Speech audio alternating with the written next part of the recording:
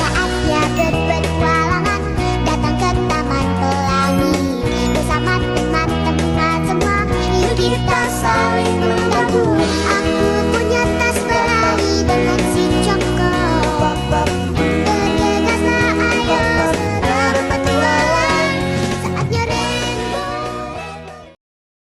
Halo semuanya, perkenalkan nama saya Aurel Septia Zura.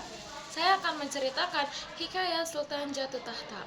Alkisah di sebuah negeri yang makmur bernama Negeri Andalas, hiduplah seorang raja bernama Raja Sultan Malik Rahman.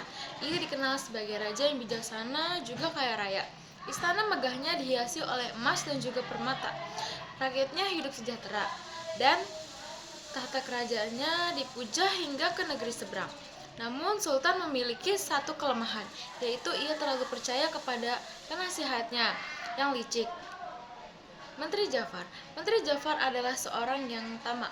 Ia menyembunyikan keserakahannya di balik sikap lembut dan kata-kata manis.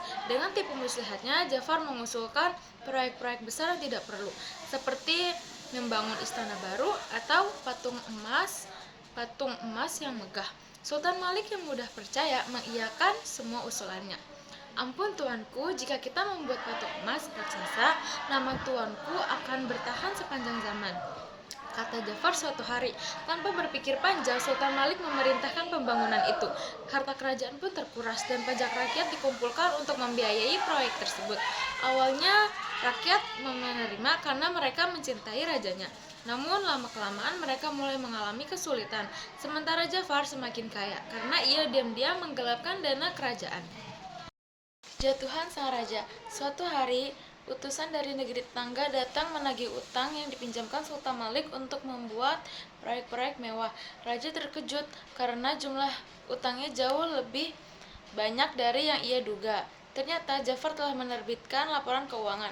Tak hanya itu, ia juga melarikan diri dan membawa harta kerajaan yang tersisa. Ampun tuanku, kerajaan kita bangkrut, lapor bendahara istana.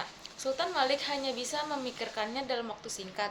Istana megah itu mulai ditinggalkan. Para bangsawan yang dulu setia kini mulai mencari perlindungan dari negeri lain. Sultan Malik terpaksa turun dari tahtanya. Ia melarikan diri ke hutan untuk menyelamatkan nyawanya. Dari seorang raja berubah menjadi orang biasa yang miskin. Ia belajar bertani dan juga membantu penduduk sekitar.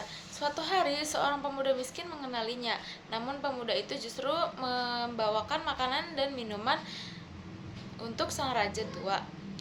Aku tahu siapa Anda, tuanku. Aku juga tahu bahwa Anda telah berubah. Saat Sultan Malik terharu, ia akhirnya mengerti arti sebenarnya dari kepemimpinan, melayani, bukan hanya memerintah. Sekian cerita dari hikayat Sultan Jatuh Tahta. Saya mengucapkan terima kasih.